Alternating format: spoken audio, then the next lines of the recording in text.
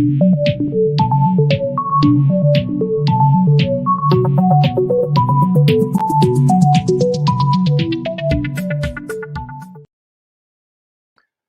afternoon, Cannasphere family. Hope everybody is having an awesome day. Are you having an awesome day? So far, so good. Being Tuesday, very excited. Tuesday, cheeky Tuesday. There's a lot going on at the moment, actually. We're back in Cape Town after our gallivanting around the country, and got some exciting news. First thing we're going to talk about is the Gauteng challenges space billionaires to take SA cannabis out of this world. Space weed. And we were there. Brett's cannabis company lands SA's first flower export to Germany, which is quite a big deal. And there's a new podcast in town, which we'll tell you about a bit later. Cool. Also, very exciting, interesting news. The Dacha Party, I hope you guys know there is a Dacha Party that you can vote for. If you're sick and tired of all the other parties, vote for Dacha. And Janssen, who some of you might know is a former news presenter. I think he was a sports presenter, I remember, back in the day. So he's thrown his hat in there. And then also the KZN Premier warns about substance abuse and that it's getting out of hand. I'm not sure what substance abuse means, so I look forward to hearing more about that. Cannabis and politics. Isn't cannabis politics anyway? If you think about it, so much politics in cannabis. Oh my goodness! In the South African ecosphere, definitely, it's always sort of politicized, and it's going to be interesting to see what it brings to the fore. And I'm very interested to see what's the campaign is going to be around with the Dacha Party. We'll be speaking to somebody from the Dacha Party at the end of the show, so look forward to that. Without further ado, let's cross all the way to Limpopo province to the news desk with Brett Hilton-Barber. Over to you.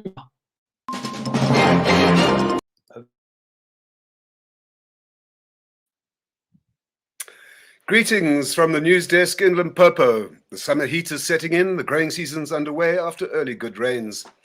Gauteng Premier David Makura has challenged the three space billionaires, that's Elon Musk, Jeff Bezos and Richard Branson, to take South African cannabis into space. The Gauteng Premier made the challenge when he visited Professor Benny de Beer at Full Spectrum CBD in Vanderbijl Park last week to get first-hand knowledge of the potential of industrial cannabis production. Professor de Beers developed three unique cannabis strains to take into space, naming each one after the aforesaid space billionaires.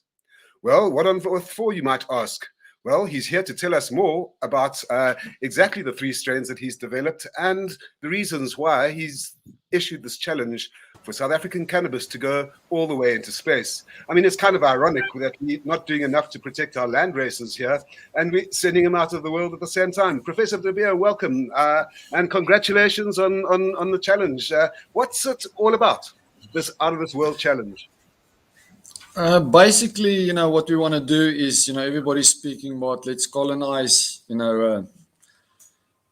Mars and, the moon and whatever, out of the space. So we thought a couple of months ago, we started with developing three unique strains, Iba, Jeba, and Emma. And what's unique about these strains, I've done it with a company, in America called Cannabis. Now, these guys are phenomenal. They've been in this industry for 18 years, about approximately 18 years, involved in big dispensaries in California and America. So we decided to develop, unique strains and name it after the billionaires, and let's challenge them. Let's see who's the best, who can actually take cannabis to Mars. And we developed a machine. The machine took us approximately 3 years to develop. It's a very unique machine. It grows in a super fast time.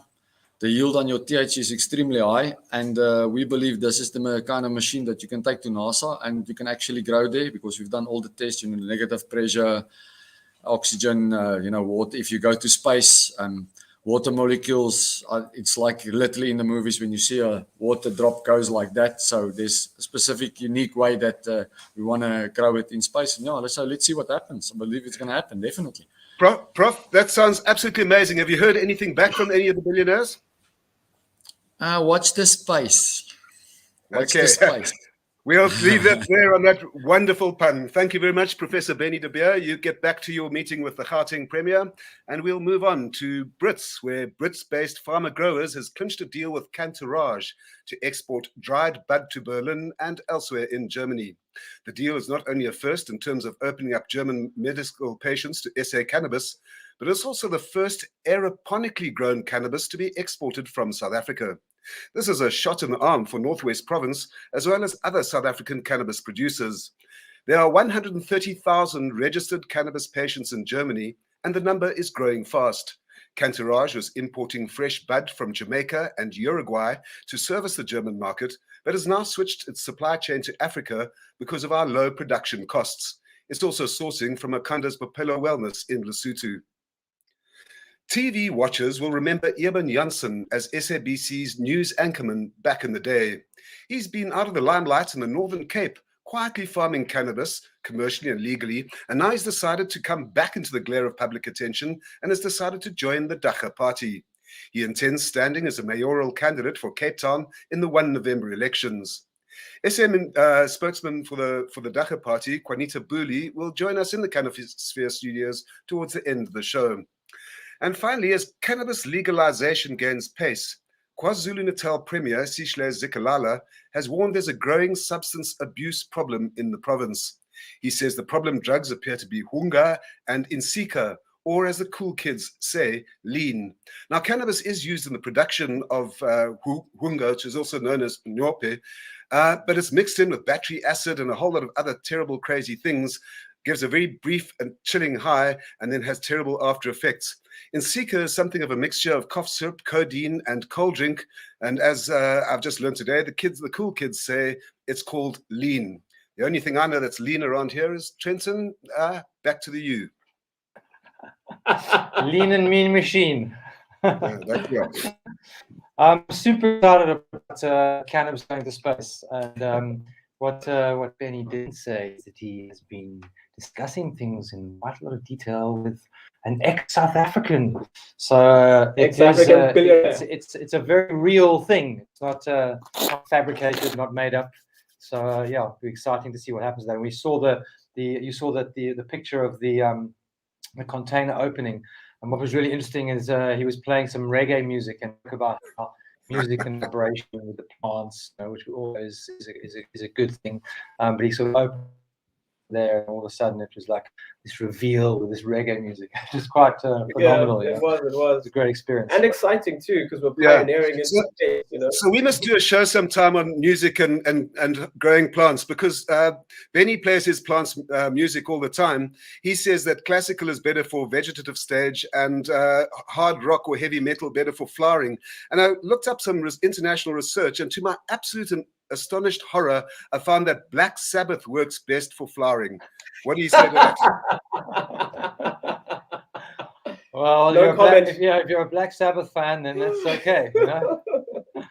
What I also find really interesting is that this export that's just taken place, and the fact that there's been a switch, to Africa because of our low production costs, and it just highlights again why it's so important. We need to bring this stuff online as quickly as possible, because we do have that competitive advantage, but we need to capitalize on that. So that's really interesting. As far as nyope goes, I mean, why would you take anything like that when you can just smoke weed? Yeah. It just doesn't make any sense to me. It's obviously highly addictive, and it's very sad to hear that that's the situation. But anyway, I'm excited about space. One quick comment. I think it's a very interesting debate that we have to have as legalization comes about, is that we're a nation of substance abusers, and how do we cope with legalization of cannabis?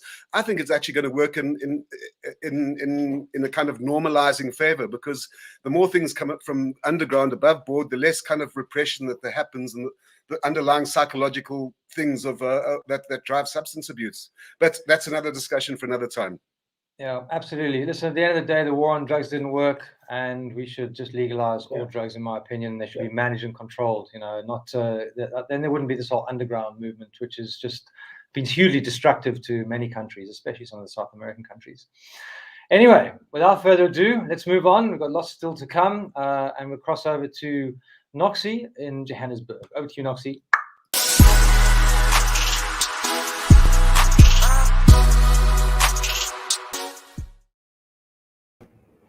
Thank you, Trenton, and hello and welcome once again to Cannabiz Africa Lifestyle News Desk, rather. I'm the Kush Queen, bringing you all things local and international cannabis lifestyle, art, and entertainment. A couple of weeks back, we touched on microdosing in the workplace. Well, an American PR company has taken it one step further by introducing weed in the workplace as a team-building exercise. Ooh, shock and horror. The team leader for this particular company used the activity of joint rolling to build unity in the team. And this is what she had to say about cannabis in the workplace. I much prefer, as a CEO of a company, to have my employees go out after work and consume cannabis and do things together, as opposed to, going out and having some drinks and coming in hungover the next day. So I think people need to look at this as just a different culture now. Cannabis is part of mainstream culture, and we're embracing that as well. Just how big of a business are we talking about? This year alone, cannabis industry in the U.S. will do $24 billion, according to estimates. 5 years from now, $100 billion. There are no other industries that are growing at this pace. Well, there's reason to believe mixing pot and work may not be as problematic as we once thought. Some scientists, physicians, and other experts are going as far as to suggest that for some people, pot can even be a tool for increasing productivity. It is still illegal, though, in most countries to consume weed while working. So do proceed with caution, guys, and find out your company's policy where cannabis is concerned to be on the safe side. I'm pretty sure Cheeba Cannabis Academy encourages weed at work. Trenton and Linda, answer that. Interesting question, Noxy. And the answer is absolutely no, to be totally honest. Shock! I don't. You see, there we go. That's the preconceived idea that we're trying to change. I don't believe in working. I don't believe in consuming cannabis and working. I think work is work. There are some people that can consume cannabis and work, but I find that is an extreme minority. It's the same as people smoking 24 hours a day. There are very few people that can handle that. I do not want our team consuming cannabis when they're working. I don't think that's professional. Right. Having a few drinks before you go to work. Not that you should compare the two, because I don't like to compare the two. Yeah. But what do you think? Well, also, it's also the mantra that we send out to our students that they mustn't consume cannabis when they come to class. It sort of defeats the purpose as to why you're there. So yes, I'm not. What about really microdosing, that. guys? Are you completely against it? Like, what about microdosing? What about not being high?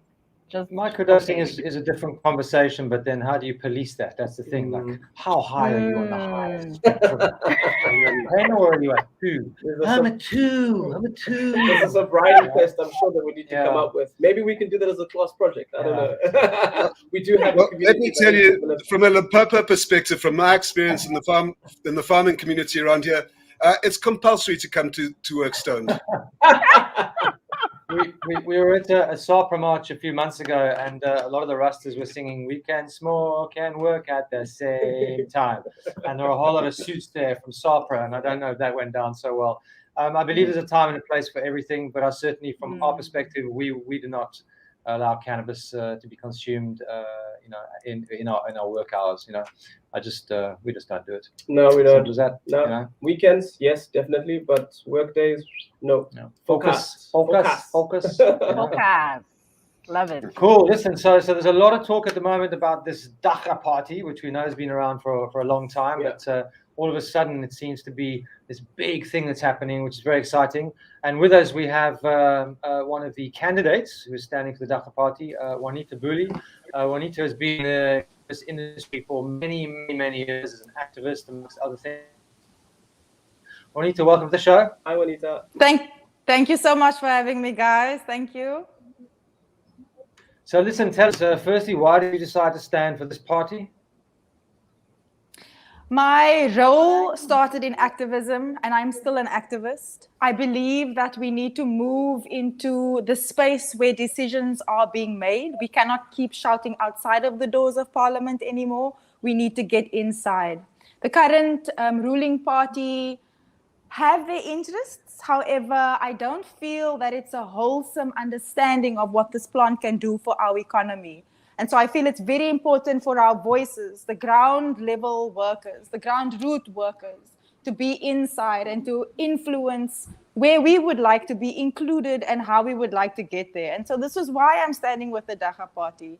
Yes, it's Juanita, moving can from. I ask you, Jeremy Acton started the Dacha Party back in 2009, and to all extents, legalization is part of the national debate right now. And I suppose the short question is, why should anybody vote for the Dacha Party in the elections? Because you've won. We have not won, though. We've got the right. It's been decriminalized. It's not legalized. Once you open up the supply chain with legalization, it allows for the common person at home to make an extra income. We are the only party that can right now offer immediate relief to this poverty-stricken situation that our country has been put in just by legalizing it on a recreational scale.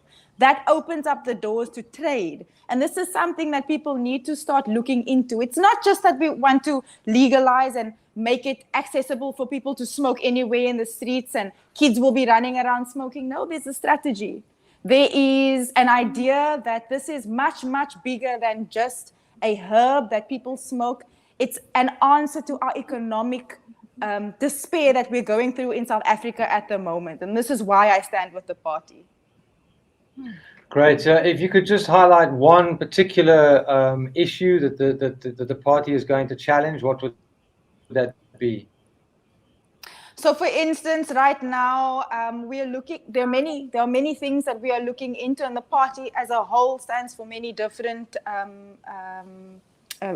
opinions. Mine, however, my role here is homelessness. For instance, that can be alleviated immediately by introducing small home parks. I believe that this is something that we need to focus on to build our economy. COVID has hit us badly. There are so many new homeless faces on the street. This is something that I genuinely have an interest in, and I take note of.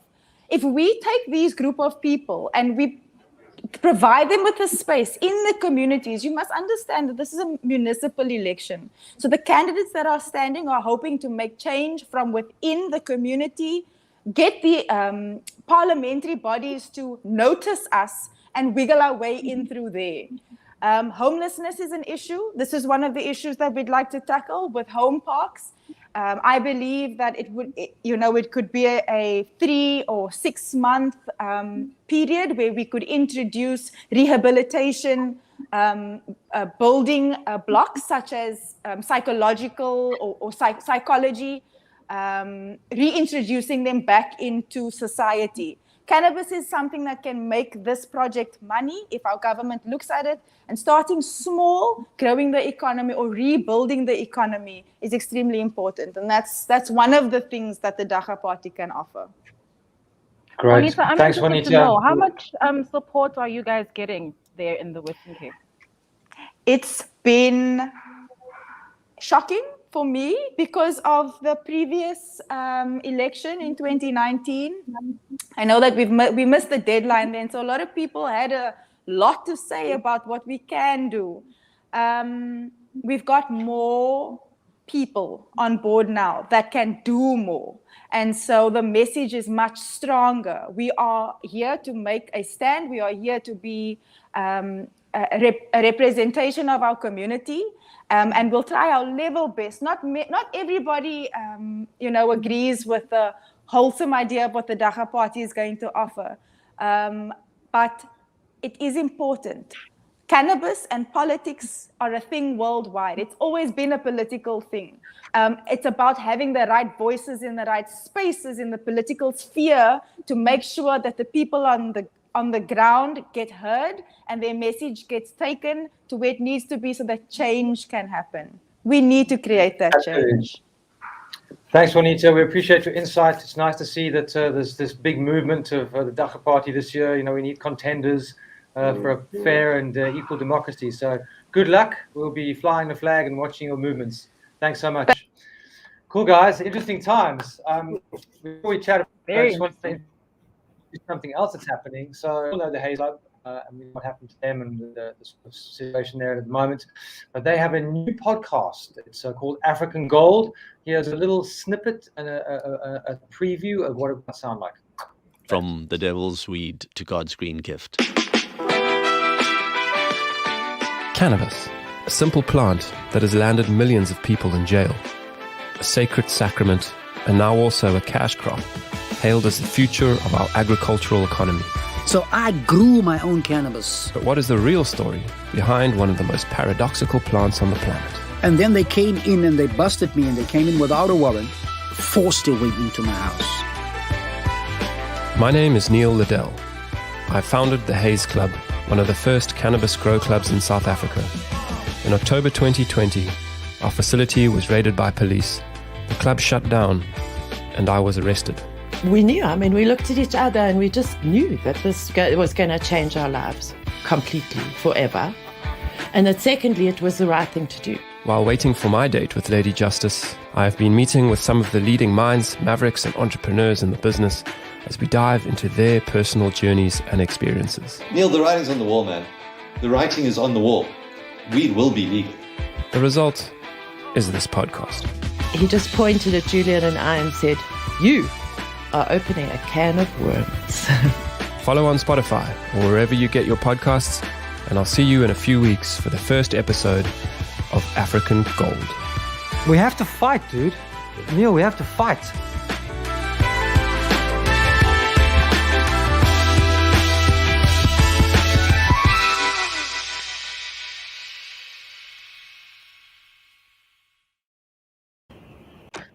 There we go. Wow, goosebumps. Coming up soon. How's that logo, man? Yo, some good design African work there. Gold. Super exciting to see new initiatives coming out in the media space. I know Neil's a great guy, and we wish him the best with this Haze Club case. There's a lot riding on it, not just obviously his life, but a lot of the club model. So anyway, so for those of you watching, please, as soon as that comes online, support it. It's on Spotify and everywhere else. Really excited to see that. Wow. I think it's also it's also something quite remarkable that Neil, faced with such a crisis in his life of having his being arrested, being charged, and having his business closed down, has managed to turn that crisis into an opportunity. And he has come into the media space with a new and fresh and interesting concept. So strength to him for that. It's something that we can all learn from. Yeah, absolutely. All right, guys, that's it. We come to the end. Lots of stuff today. It's been a fast-paced show. Thanks to everyone who's joined us. You're watching Canosphere. We come to you live every single week at this time. You can watch the reruns on YouTube and Facebook and all those kind of weird and wonderful places online. For joining us for all the latest, greatest, and sometimes not so greatest news in the South African and African cannabis industry. Guys, until next week, have a beautiful day. Cheers. Bye. Love. Bye.